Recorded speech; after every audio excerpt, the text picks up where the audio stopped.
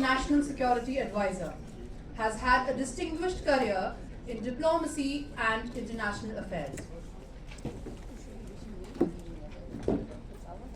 With decades of experience representing India across key global platforms, including as an ambassador to Russia and High Commissioner to Bangladesh, he has played a pivotal role in shaping the country's global engagement and security thinking.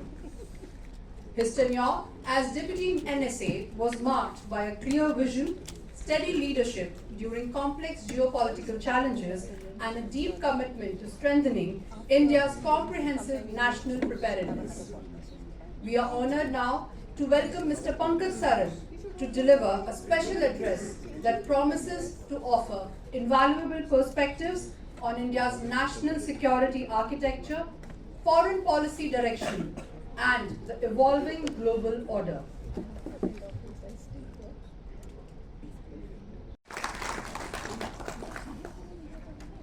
Good morning, ladies and gentlemen. It's a great pleasure to be here at this event. Kalam and Kavach is a great title, actually, and to see the private sector and St. Joe's, and I want to thank the Director General and the Army to come together is, I think, a good symbol of public-private partnership.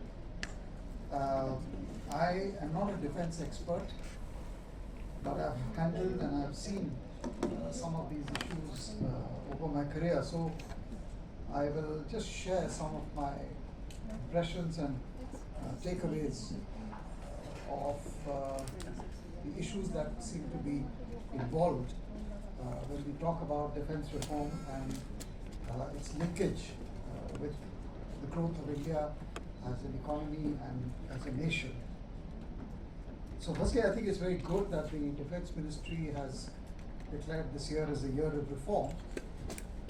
I just wish they would declare every year as a year of reform, and not just limit it to 1 year, because that's the nature of the being. So I will divide my talk in a few separate sections. Let me just begin by kind of zooming out a little bit on the question of reform itself, before I share some thoughts on defense reform. Now, you know, the Prime Minister had famously said a couple of years ago that the mantra of his government is to reform, perform, and transform. I think this really captures the job at hand. But when you talk of reform, you have to talk of reformers and the reformists. And what we find is that sometimes the two are not the same. So there would be someone sitting at a policy desk crafting a particular reform, hoping that there is no communication gap between the way his brain is thinking and how the brain of the reformist or the person on the job who is supposed to do the reform is working. And this friction or this communication gap sometimes can make or break even the best of intentions and reforms. We have to keep that in mind. As a simple proposition, when we ask ourselves this question, as people who have been in policy and who actually try to reform. The other aspect of reform is, you know, we have to ask ourselves, what is the trigger for the reform? Sometimes it is out of compulsion, because we don't have any choice. We've come to the end of the road and there is nowhere to go except to reform. Or we are pushed to the edge, the background, with our backs against the wall. So you reform out of desperation. Or the other way, of course, is that you reform out of choice. In other words, the time of the reform, the scale of the reform, and the pace of the reform are of your choosing. They are not given to you, not dictated by events. So I would say, when you look at reform as statecraft, And you look at certain examples that we witnessed in India, we have different examples. For example, the opening up of the Indian economy in 1991, the economic reforms, the financial reforms that followed, were clearly the consequence of compulsion. We were bankrupt as a country. We had nowhere to go. Our gold was being sold. We were on the edge of default. And there was no other option but to reform. But there were other reforms which came more out of choice rather than compulsion. And I would refer to examples such as the reform of the power sector, which I was a part of, or the reform of the power and the energy sector, or the reform of the financial and the digital sector in India, and most recently, just a few years ago, the reform of the space sector. Now, all of these examples are case studies by themselves, and they kind of reinforce the point that I made. And if you study each of these reforms, you get to know why they were done, and you can also map the track record of how successful they were. The other thing about reform is that linearity of progress is very rare. If you start a reform and you expect that you will follow a linear trajectory of success, that is quite unlikely. If it happens, it is good, but it's unlikely, and therefore an intrinsic element of reform is acceptance of failure. Having said that, it is also true that the best lubricant of reform is success. So if you have early success, then the reformer or the policy maker gets bolder and bolder and realizes that he's onto something good. And therefore, early success is a vindication of a risk and over the horizon look which someone has chosen to make. Now, the other aspect of reform is that typically the problem with reform is not the person who's designed the reform or the person who's to implement the reform, but also the object or the subject of the reform. There is that great comfort in just continuing with business as usual, and we should never underestimate the power of the status quoists who believe that what we see today is the best we have. So these are some general observations about reform. Now, there are reforms which have transformed nations, and there are many examples, but I'll just quote the 4 modernizations of Deng Xiaoping in 1978.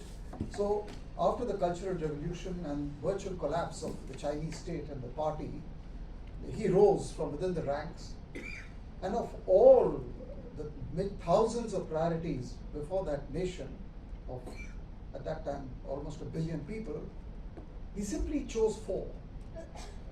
And that was the beginning of what we see today. So, in that sense, that was a fundamental reform. One of the problems we face in India is that we sometimes mourn the fact that we don't reform. But I would say sometimes the problem is we have too many reformers who cannot agree with each other on what to reform and how to reform. So there has to be closure, and there has to be fixation of responsibility and trust in your intent that you have taken a decision to reform. It may succeed, it may not succeed, but the recipe or the kind of insurance against failure should not mean that you never agree on anything. And with all due respect, I would say we have a situation, and probably reflected in this room, where the tendency is that we all blame each other. The armed forces, now coming to defense reforms actually, the armed forces blame the civilian bureaucracy. The civilian bureaucracy blames the R&D establishment, and some of them blame the Indian private sector. And then we close the loop by the Indian private sector blaming all the 3. And so we've spent about 6-7 decades in this vicious cycle of blaming each other. And I don't know whether that's helped anyone at all, except our adversaries. Now, if there is a trust deficit among these four stakeholders, I don't think we can ever reform. So, so what we have seen, I have seen myself, is that on simple things like QRs, on specifications, on force structures, the demands of the services can change dramatically from one chief to another. And that leaves the whole system in complete confusion. That whose word has to be taken, where does the finality rest? So if the whole world has to be turned upside down in terms of doctrine, in terms of force structure, depending on the views of an individual or a chief or so and so, it becomes very difficult. Similarly, when you go to the defense ministry, you have frequent turnover of the officers at the policy making level. They come in with almost zero knowledge of the subject. They spend their 3 years or 5 years learning the subject while they're supposed to be actually reforming and administering. So it's by definition a very, very suboptimal situation. And then finally, all roads will then lead to defense finance. And if defense finance throws up its hands, they lead you to North Block, to the finance ministry. So it's a really vicious cycle if you actually think about it. And then of course you have the whole R&D institutions, and then you have the private sector. Now, one of the features of reform which we have noticed in some of the other sectors is that when you reform, by definition, you are letting go of the license Raj. You are allowing every stakeholder and player to exercise discretion, but in good faith. But what you definitely need is good regulation and good standards. And of course, you need a healthy business environment. Now, I would say, if we have to be honest to ourselves in a closed room like this, that we have to ask ourselves, each one of us, whether we have been able to overcome these problems. And the answer, I think, is mixed. Where we have, and not just defense sector, but other non-defense sectors, we move very well.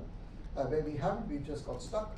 And in the defense case, the other problem is that we have to reform ourselves in government, right? The private sector is there, but most of the problem is within ourselves, is within the wings of the government. And the question is whether we can reform among ourselves before we go out to the outside world and say, I'm ready for you, please come. Now a little bit on the defense reforms. I mean, the question is clearly, I mean, they are a foundational basis for national power, for the rise of any country. But I would go a little step, expand this a little further by saying it's not just the defense sector, it's manufacturing as a national strength. One of the lessons that COVID has taught us and Ukraine has taught us is that no country in the world, no one, can become a force to reckon with without a credible and a vibrant and strong manufacturing base. This myth that you can rise and become a major power only through services is a myth. Yes, services is a backbone for India, but you cannot have 50 years of your life as a nation with only 16% of the GDP being contributed by manufacturing. That is ridiculous.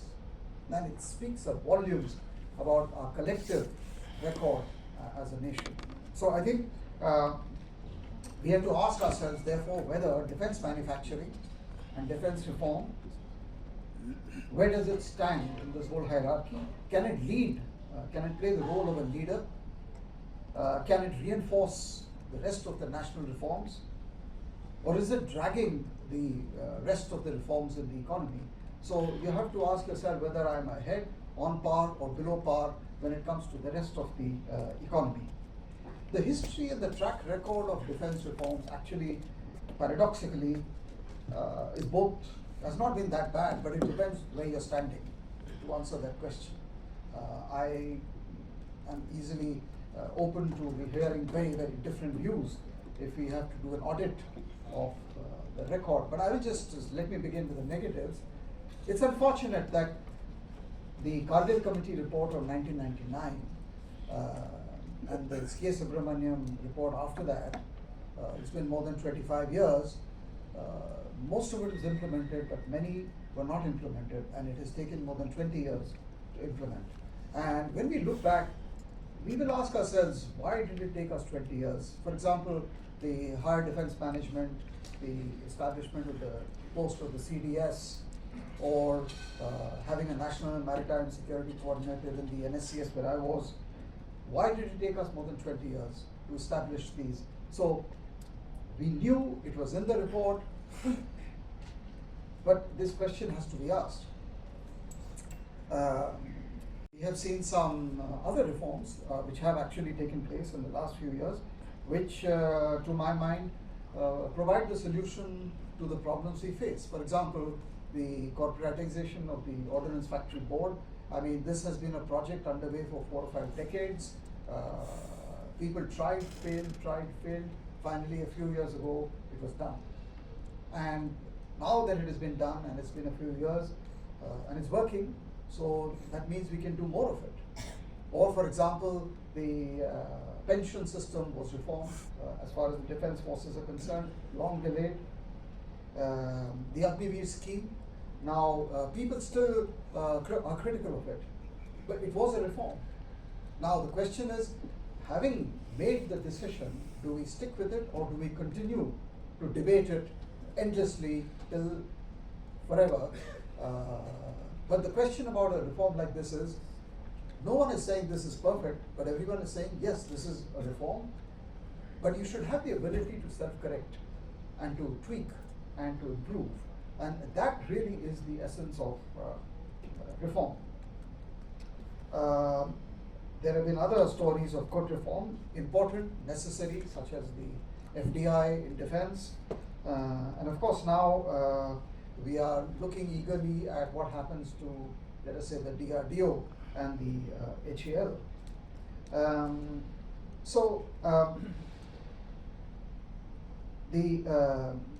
The reforms, I would say, in defense, I mean, these are all random examples, but if you try to break it up into some pillars, I think the first pillar of reform which is essential is the procedures and institutions that govern policy.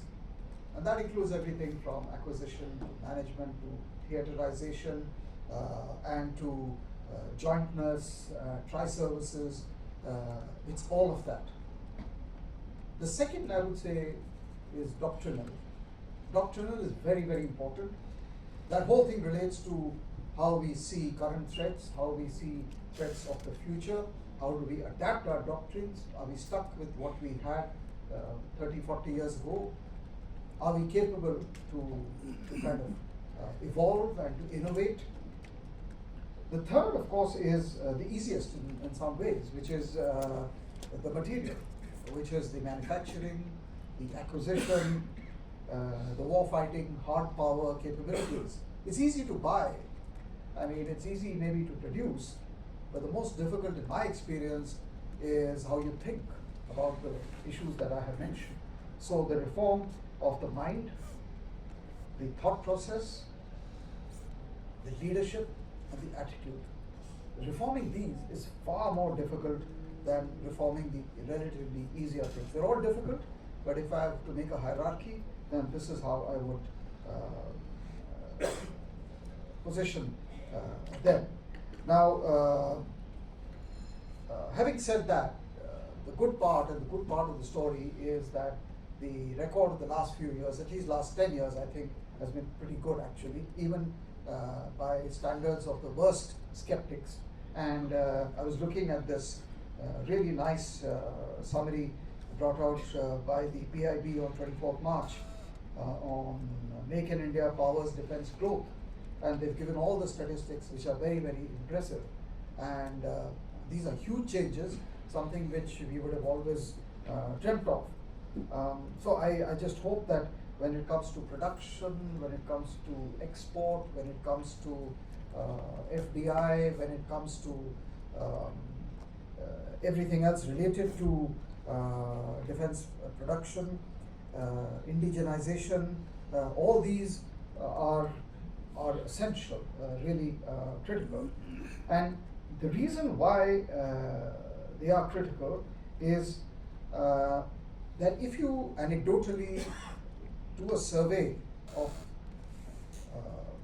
countries across the world, it's easy to see that there are probably not more than 10 odd nations in the world who could be considered as defense manufacturers or countries that produce defense equipment on scale. And we have to ask ourselves, why is it that out of 193 countries, we only have 10 or 15 who are actually defense manufacturers? And why is it that these 10 or 15, that there is a strong correlation between these 10 and 15 and their role as major or influential global powers? So I think there is a almost undisputable case to be made that if you want to be a major power, a credible power and a strong power, you have to have a strong defense manufacturing base. You cannot be a strong nation by being the second largest importer of defense equipment in the world. I don't think that statistic does any credit at all to us collectively as a nation. I also want to just talk of another aspect which goes to the heart of success, apart from the mind and the attitude and the leadership, is the whole question of innovation and research. This is a malaise. This is something holding us back. But the problem is that it's not limited only to the defense sector. This is cutting across the country. And here I would appeal to all the private sector individuals and representatives that are seated here, that it's easy to blame the government. And like I said, we've spent 7 decades blaming each other. But we have to also honestly introspect how much of the private sector is allocating resources to research and defense. And of course, we're all profit driven in the private sector, that's taken for granted.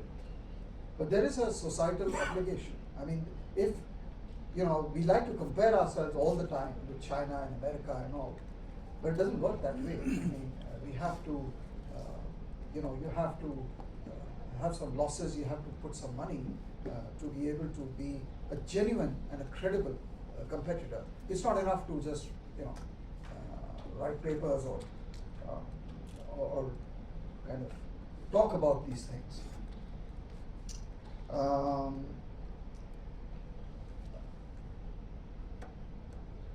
Because of all these reasons, I think the question of defense reforms is not a Ministry of Defense issue or an armed forces IDS or a CDS issue. It's what you expect. They say about China, it's too important to be left to the China watchers. I think similarly, defense reforms is too important to be left to the uniformed of the military or the Ministry of Defense bureaucracy. It's a national effort. So for example, if you have something like the offsets policy is made in the Ministry of Industries. And there's very little discussion between the Defense Ministry and the Ministry of Industry and the Ministry of Finance, let us say, on the FDI protocol or the policies. So defense reform, I think, in terms of its strategic significance, goes beyond just the narrow kind of framework of the defense ministry. So these are some thoughts I would share with you, but let me conclude on a positive note. I think we finally seem to be taking defense reforms seriously. We finally seem to be seeing it as a whole of government and nation effort, but we have a long way to go. I don't think time is on our side for many reasons, not least the technological revolution that we are living through. But I hope that all of this triggers greater sense of urgency among those who are in policy making positions. Um, some of the reforms that we have had in the last few years, as I mentioned, have taken more than 20 years. But if we can do it now, surely it gives us confidence that we can do more on scale in the next few years. So I feel that the trajectory is good. There is a consensus. There were holy cows. Defense was one. Atomic energy, nuclear, space. These are all untouchable that you cannot touch. Now I think that kind of mental Lakshman Rekha seems to have been broken, and we should also, and I used to say this, stop using the word vendor for a private sector industry when he comes to defense ministry seeking business. I mean, he's a partner, he's not a vendor. And again, we compare ourselves with America and this and that. I mean, it's a partnership, and one cycle of innovation leads to another. So this, feudal tendency to treat someone outside and say, you're a vendor, or you're a seller, is actually reflective of a mindset, which is not very healthy if we really want to push the private sector. So converting lip service and intent into action, I think, is still very much a challenge. I'm not quite sure there are sections in government who understand the urgency, who are willing to, go forward much faster. But there are also sections which are holding back. But I think, right or wrong, we have to own the reform, stick with it, go with it, and have a national consensus, and certainly in the government, that if it fails or it doesn't work, we should have the flexibility and the ability to revisit it and review it and revise it. I mean, there is no real cast in stone kind of attitude, which more is reflective of a Stalinist kind of central command economy kind of things. But if you want to be agile, you have to be also flexible on these issues. So I'll just stop here, but I just want to say thank you very much for inviting me, and this topic is actually really critical. I have been advocating the kind of transformational role of defense in India's manufacturing, in India's economic growth, in India's emergence as an important world power, and I feel it's nobody but us who can do it. You don't need anyone else to do it. If you face regimes of technology denial, then let's try to get the technology ourselves. I mean, why else do you have so many IITs and thousands of engineers and scientists? What are they doing? So I think it's up to us, and I personally feel we owe it to our future generations to make a success of this. Thank you so much. Thank you.